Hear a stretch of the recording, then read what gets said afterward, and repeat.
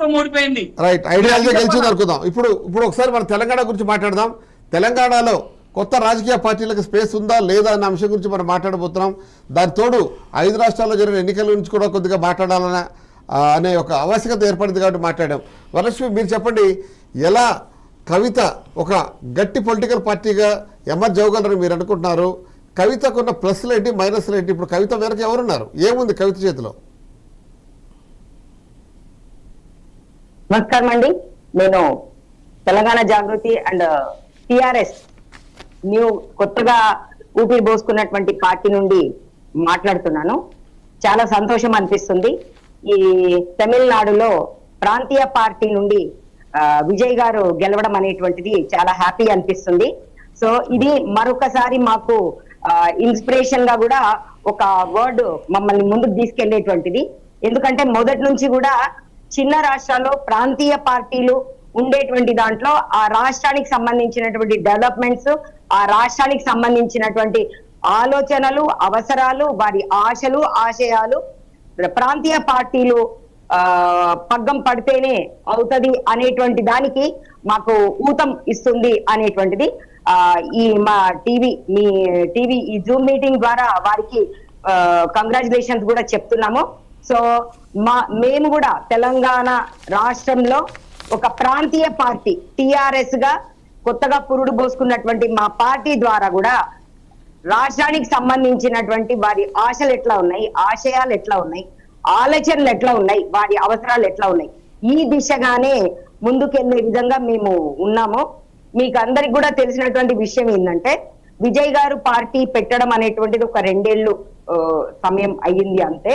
కానీ కవిత గారు దాదాపుగా 2 దశాబ్దాల నుండి, అంటే దాదాపుగా ఒక 20 ఏళ్ల నుంచి తను ప్రజల మధ్యనే ఉన్నారు. ఒక సాంస్కృతికంగా ఉండేటువంటి ఒక సంస్థ స్థాపించి ప్రజల్లోనే ఉంటూ ప్రజల్లోనే మమేకమైతూ వారి అవసరాలు ఎట్లా ఉన్నాయి, వారు ఏ విధమైనటువంటి ఇబ్బందులు పడుతున్నారు, ఎట్లాంటి వాటి వాళ్ళ వరకు అందకుండా పోతున్నాయి అనేటువంటి దాని మీదనే తను వర్క్ చేస్తూ ఉన్నారు. కాబట్టి మేము చాలా స్ట్రాంగ్ గా నమ్ముతున్నాము. ప్రాంతీయ పార్టీకి తెలంగాణలో స్పేస్ 100% ఉన్నది. ఎందుకంటే ముందు ఉండేటువంటి ప్రాంతీయ పార్టీ నేషనల్ పార్టీ అయ్యింది. అదే విధంగా ఇప్పుడు రూల్ చేస్తున్నటువంటి గవర్నమెంట్ ఉండే కాంగ్రెస్ కూడా ఒక నేషనల్ పార్టీ, అదే విధంగా బీజేపీ కూడా ఒక నేషనల్ పార్టీ. ఎంత తీసుకున్నా కూడా ఈ 3 నేషనల్ పార్టీస్ అనేటువంటిది చూస్తే నేషనల్ కి రాష్ట్రానికి కొంత గ్యాప్ అనేటువంటిది ఎట్లయినా ఉంటది. ఎందుకంటే తెలంగాణలో ఉండేటువంటి వారి ఇబ్బందులు ఏంటి, వాళ్ళకు ఉండేటువంటి సమస్యలు ఏంటి, ఆ సమస్యల దిశగా తెలంగాణలో ఉండేటువంటి ప్రాంతీయ పార్టీ అయితేనే గట్టిగా ఆలోచించగలుగుతుంది, వాళ్ళ పక్షానికి పోరాటం చేసే దిశగా వారు ఉంటారనేటువంటిది మేము చాలా గట్టిగా నమ్ముతున్నాము.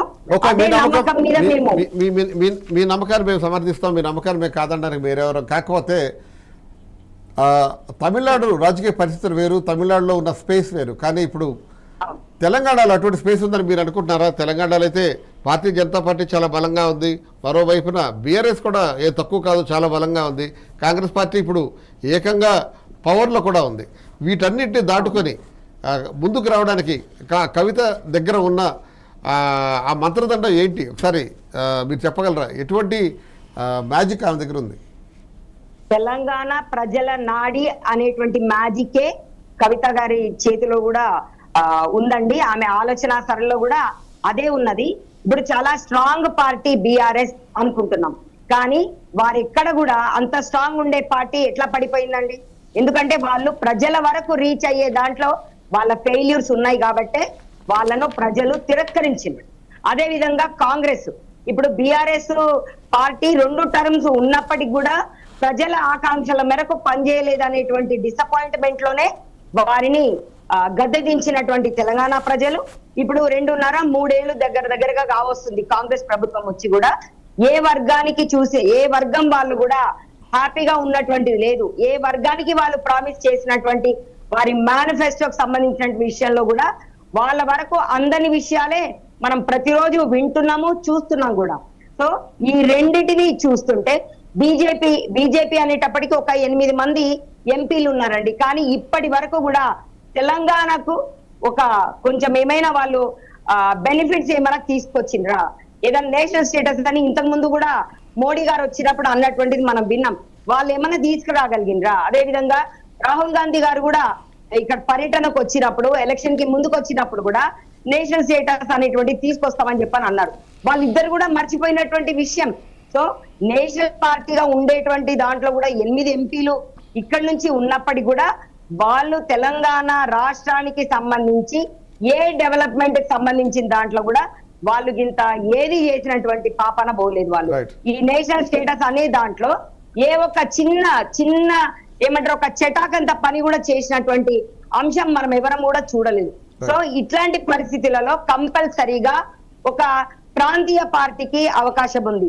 అందులో 20 ఏళ్లుగా తన ఒక సంస్థలో ఉంటూ సంస్థ నడిపిస్తూ ప్రతి ప్రజల వద్దకు ప్రతి ఒక్క వ్యక్తి వరకు రీచ్ అయినటువంటి ఆ నేపథ్యమే కొత్త పార్టీకి స్థానం ఉన్నది. కంపల్సరీగా కవిత గారు ఈ రాబోయే ఎలక్షన్ లో కంపల్సరీగా మంచి మెజారిటీ తోటి గెలుస్తారు. మన తెలంగాణ ప్రజలు గెలిపించుకుంటారు. ఆమె సీఎం స్థానంలో చూస్తామనేటువంటి మా గట్టి నమ్మకమే ఈనాటి ఈ సంభాషణకు నేను చెప్పాలనుకున్నటువంటి రైట్. మీరు కూడా ఎప్పుడైతే తమిళనాడు రాజకీయాల్లో ఒక స్పేస్ ని క్రియేట్ చేసుకుని విజయ్ సీఎం అయ్యాడు, అలా